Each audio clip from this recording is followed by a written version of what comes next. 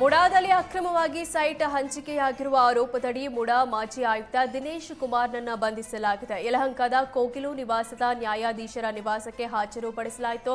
ಬಳಿಕ ನ್ಯಾಯಾಧೀಶರು 1 ದಿನ ಇಡಿ ಕಸ್ಟಡಿಗೆ ಕೊಟ್ಟು ಆದೇಶಿಸಿದ್ರು. ದಿನೇಶ್ ಕುಮಾರ್ ಅವರು ಮುಡಾ ಆಯುಕ್ತರಾಗಿದ್ದ ಅವಧಿಯಲ್ಲಿ ಸಾವಿರಾರು ನಿವೇಶನಗಳನ್ನು ಅಕ್ರಮವಾಗಿ ಹಂಚಿಕೆ ಮಾಡಿದ್ದಾರೆ ಎಂಬ ಆರೋಪವಿದೆ. ಸರ್ಕಾರ ಮತ್ತು ಮುಡಾ ನಿಯಮಗಳನ್ನು ಉಲ್ಲಂಘಿಸಿ ನಕಲಿ ದಾಖಲೆಗಳನ್ನು ಸೃಷ್ಟಿಸಿ ಅನರ್ಹ ವ್ಯಕ್ತಿಗಳಿಗೆ ನಿವೇಶನಗಳನ್ನು ನೀಡಿದ್ದಾರೆ ಅಂತ ಇಡಿ ತನಿಖೆಯಿಂದ ತಿಳಿದು ಬಂದಿದೆ. ಈ ಅಕ್ರಮಗಳಿಂದ ಅಪಾರ ಪ್ರಮಾಣದ ಹಣವನ್ನ ಗಳಿಸಿದ್ದಾರೆ ಅಂತ ಇಡಿ ಆರೋಪಿಸಿದೆ. ಈ ಹಿಂದೆ ಪ್ರಕರಣ ಸಂಬಂಧ ಇಡಿ ಅಧಿಕಾರಿಗಳು ದಾಳಿ ನಡೆಸಿದಾಗ ದಿನೇಶ್ ಕುಮಾರ್ ತಲೆಮರೆಸಿಕೊಂಡಿದ್ರು. ನಂತರ ವಿಚಾರಣೆಗೆ ಹಾಜರಾಗಿದ್ರು. ಸಚಿವ ಜಮೀರ್ ಅಹಮದ್ ಜೊತೆ ಆರ್ಥಿಕ ವ್ಯವಹಾರದಡಿ ಸಚಿವ ದಿನೇಶ್ ಗುಂಡೂರಾವ್ಗೆ ಲೋಕಾಯುಕ್ತ ನೋಟಿಸ್ ಜಾರಿ ಮಾಡಿದ್ದು. ಈ ವಿಚಾರಕ್ಕೆ ಇಂದು ದಿನೇಶ್ ಗುಂಡೂರಾವ್ ಪ್ರತಿಕ್ರಿಯೆ ಕೊಟ್ಟಿದ್ದಾರೆ.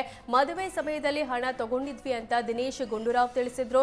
ಬಳಿಕ ನಾನು ನಿಮಗೆ ಯಾಕೆ ಹೇಳಬೇಕು ಅನ್ನುವ ಮೂಲಕ ಉದ್ದಟತನದ ಮಾತುಗಳನ್ನಾಡಿದ್ದಾರೆ. ಲೋಕಾಯುಕ್ತರ ಬಳಿ ಕಾಲಾವಕಾಶ ಕೇಳಿದ್ದೇನೆ, ಎಲ್ಲ ಚೆಕ್ ಮೂಲಕವೇ ಕೊಟ್ಟಿದ್ದೇವೆ, ಎಲ್ಲ ಡಾಕ್ಯುಮೆಂಟ್ ಕೊಡ್ತೇನೆ ಅಂತ ಹೇಳಿದ್ರು.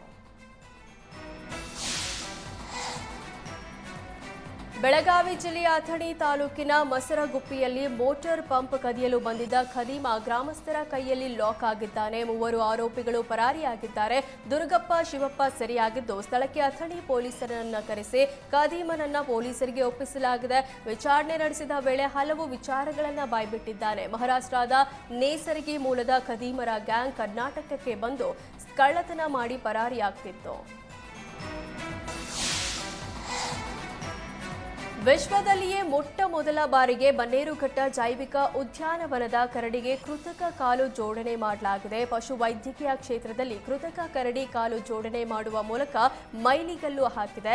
3 ದಿನಗಳ ಕಾಲ ನಡೆದ ಕಾಲು ಜೋಡಣೆಯ ಕಾರ್ಯ ಯಶಸ್ವಿಯಾಗಿದೆ. ಕರ್ನಾಟಕ ಅರಣ್ಯ ಇಲಾಖೆ ಸಹಯೋಗದಲ್ಲಿ ಕರಡಿಗೆ ಕೃತಕ ಕಾಲು ಜೋಡಣೆ ಮಾಡಲಾಯಿತು. 2019ರಲ್ಲಿ ಬಳ್ಳಾರಿ ಅರಣ್ಯ ಪ್ರದೇಶದಿಂದ ಕರಡಿ ರಕ್ಷಣೆ ಮಾಡಲಾಗಿತ್ತು.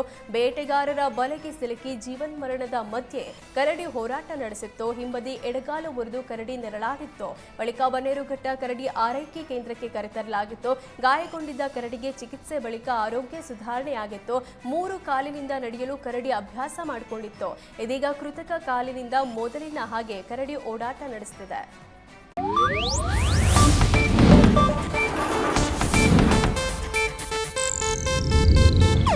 ಇದು ಏಷ್ಯಾನೆಟ್ ನ್ಯೂಸ್ ನೆಟ್ವರ್ಕ್ ಪ್ರಸ್ತುತಿ.